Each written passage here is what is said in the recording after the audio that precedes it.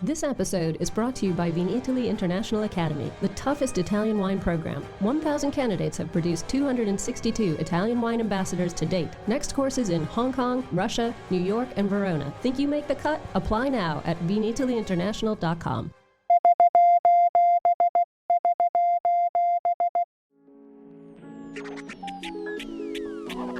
Welcome to our special SOS Everybody Needs a Bit of Scienza installment. This is a shout out to all the wine geeks out there. We need some feedback on the Professore's new book, the English version of Jumbo Shrimp Guide to the Origins, Evolution, and Future of the Grapevine. The Italian Wine Podcast is part of the Mama Jumbo Shrimp brand, and Mama Jumbo Shrimp is all about breaking down difficult concepts into small, bite-sized pieces. The issue here is that the new book is, well, a bit difficult to chew at this point, so we want to invite wine lovers out there to give us their input and advice to make the final product more reader-friendly. So have at it, wine lovers. Don't be shy. Send your comments to info@italianwinepodcast.com. Now on to the show.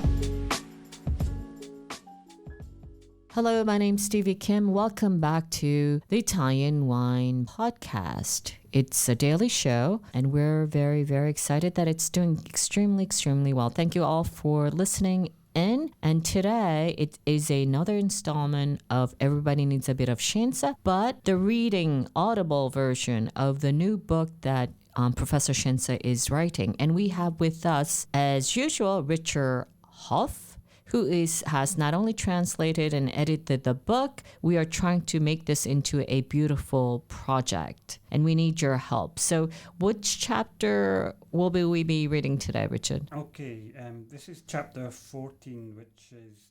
And what is it about? The title is The Duty of Researchers to Explain Science. So you'll be pleased to hear it's a less technical chapter, and it explores some of the ethics behind science, and especially issues around science in the age of fake news. So it brings us right up to date. Yeah, it's very timely. Yeah. Okay. Alrighty, take it away, Richard. Okay. Scientists should encourage the building of public consensus around their discoveries by sharing the methodology behind them. Why then is the value of science not adequately explained? The fact that science is often viewed in a negative and even sometimes criminalistic way makes it very difficult to explain its value. Scientists and their findings are perceived as people who can undermine comfortable hegemonies, privileges, or established interests. They are looked upon with suspicion and are denied credibility, often by people lacking in competence and with ideological motivations, sometimes even spurious. The mass media in this post-truth era often disinforms more than informs, searching for sensational news that associates genetically engineered plants with health risks, to the monopoly in research by multinational companies, to the loss of biodiversity in catastrophic tones. In medicine, we go with these from miracle cancer cures to unproven treatments for degenerative diseases, to the recent and dangerous media campaign against vaccination. Even universities have their faults, as they have underestimated the role of the so-called third mission, the targeted use and transfer of academic knowledge to help resolve diverse societal challenges. The absence of a scientific culture is the true Achilles heel of our country, and unfortunately there is a tendency to only turn to science at moments of desperation or emergency, as happened with the arrival of phylloxera. History is now repeating itself in relation to the climate emergency and the fight against COVID-19, forgetting that science often does not have the necessary resources to meet the demands that events require. Science and scientific thought have never found favourable ground in Italy. At the beginning of the 20th century, Benedetto Croce stated that natural sciences were nothing but buildings of pseudo-concepts. For Giovanni Gentile, the self-styled philosopher of fascism, science was soulless. The logically necessary tendency of science to perceive nature as a nameless reality, alien to the spirit. Unfortunately, the rhetoric of wine has with its sacredness made viticulture lose contact with reality and with the problems of its production. 6% of the vineyard area in Europe employs 65% of chemical products in agriculture. This is an ancient problem, as Lamarck said about the difficulty he encountered in making his ideas understood. It is not enough to discover and demonstrate a useful truth, but it is also necessary to be able to propagate it and make it known. The foundation of this difficulty is the lack of communication between humanistic and scientific culture. In Italy, two absolutisms have opposed each other: post-Enlightenment positivism on the one hand and idealism on the other. Until recently, the ruling class of our country was formed under the disastrous influences of Croce and Gentile.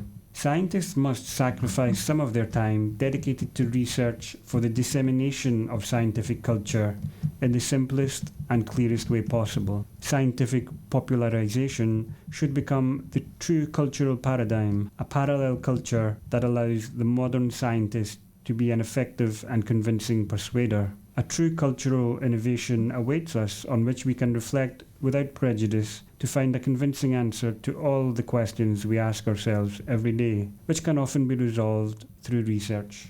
The wealth of a country and its well-being depend on many factors, but two are essential: individual freedom and scientific development. Investing in science and betting on innovation imply the will to think for the future, and the future is integrated viticulture. Where the crucial aspects of sustainability, the maintenance of biodiversity, the reduction of chemicals in the fight against parasites, the application of precision viticulture, and genetic improvement for resistance are successfully addressed. Among the few positive consequences, perhaps the only one of the COVID-19 pandemic, is a renewed focus on knowledge and science. The internet and social media have opened up a new perspective, that of being able to talk about scientific topics without having the skills. It is no longer the time for grifters who, by gathering some data here and there on the internet, come up with alternative theories promising miraculous results. Faced with such a big problem, people want to understand, and to do so, they turn to scientists. The key to successfully facing the challenges of our time is investing in people's intelligence, in education, not least because no scientist has all the answers in his pocket, and his first imperative should be the Socratic paradox: I know that I know nothing. In April 2020, in the wake of the COVID-19 pandemic, Yale University proposed a new online course entitled Understanding Medical Research, Your Facebook Friend is Wrong. Within a few hours, there were over 10,000 subscribers. So much desire to understand. But there's more. The success of the course probably demonstrates a renewed interest in science, a demand for empowerment, that is, to refine the tools of a critical spirit, to reduce the distance between tables with numbers and graphs, to be able to look beyond that bad science, amplified every day by social media. Science seems to come out well from this period of health emergency. The language has been mainly technical, and the skills have returned to the fundamentals after the ultra-simplification and derision of the experts in the post-truth of the recent past. The emergency situation has broken down the perception of science on several levels. Science is essential to understand the disease. It was useful to know how to use the means of prevention. The science that learns, the experts refer to the scientific method, slow, made of trial and observation. In the meantime, the relationship between science and politics has intensified, even if the inclusion of science in the political process is not yet a natural step. Why are we hesitant to bring science into it? It's difficult to think that this is just the result of distant languages. However, something new has been set in motion. The awareness of the need for a new communication paradigm on scientific issues, the need to adopt innovative ways of approaching the subject to strengthen the knowledge and skills of everyone, without exception.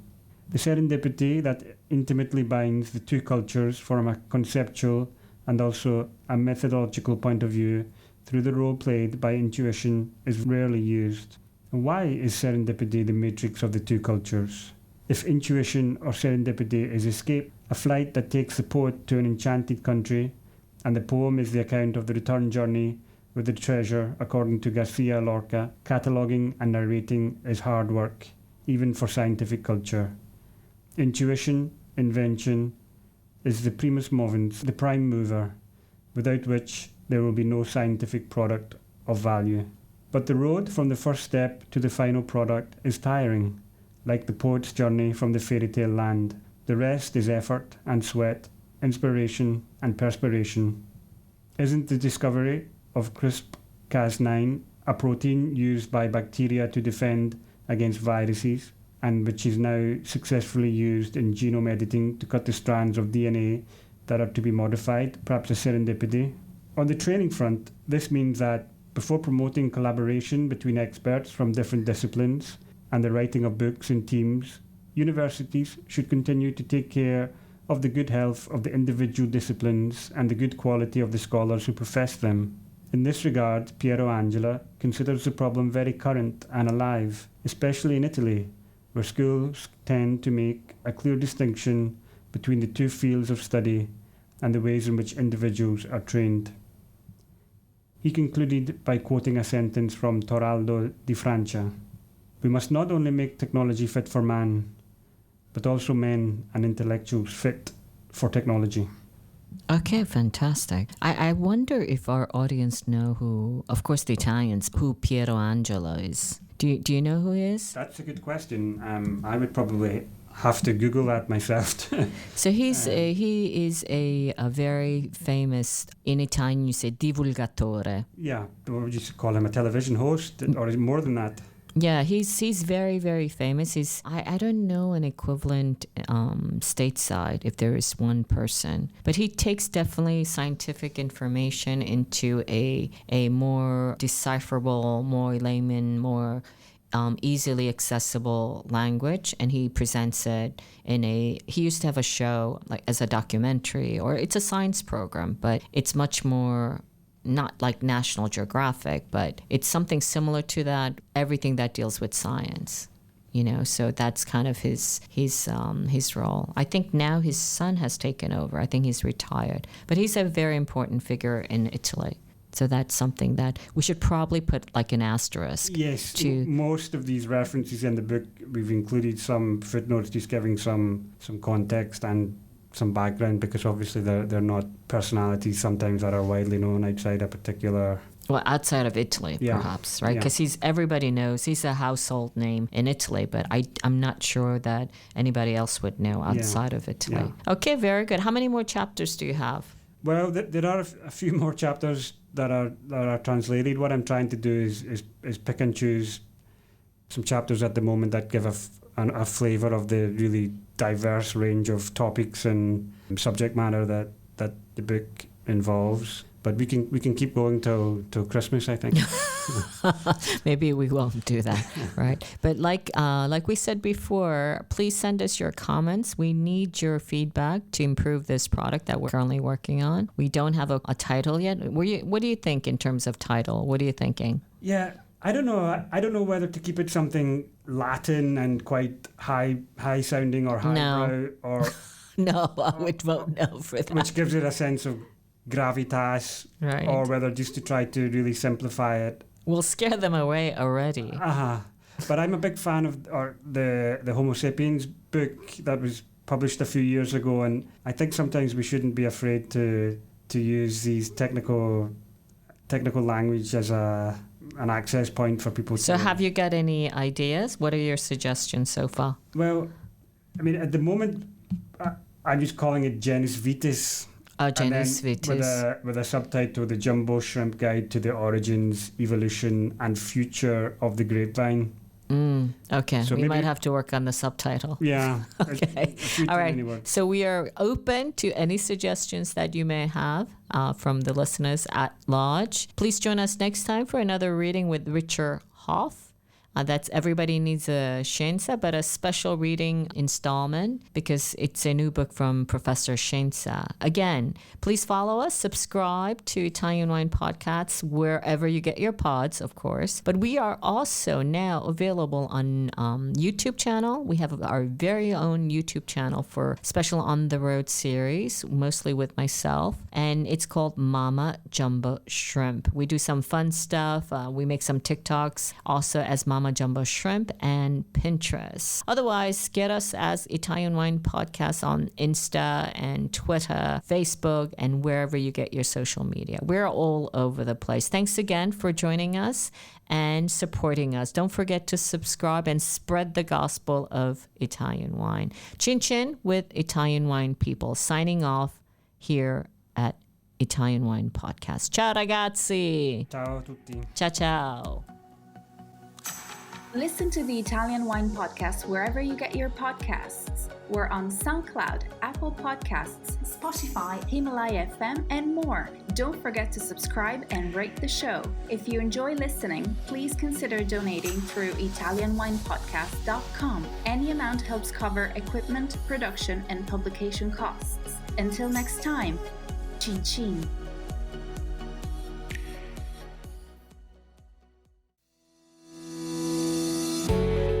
Hi guys, I'm Joy Livingston and I am the producer of the Italian Wine Podcast. Thank you for listening. We are the only wine podcast that has been doing a daily show since the pandemic began. This is a labor of love and we are committed to bringing you free content every day. Of course, this takes time and effort, not to mention the cost of equipment, production, and editing. We would be grateful for your donations, suggestions, requests, and ideas. For more information on how to get in touch, go to ItalianWinePodcast.com.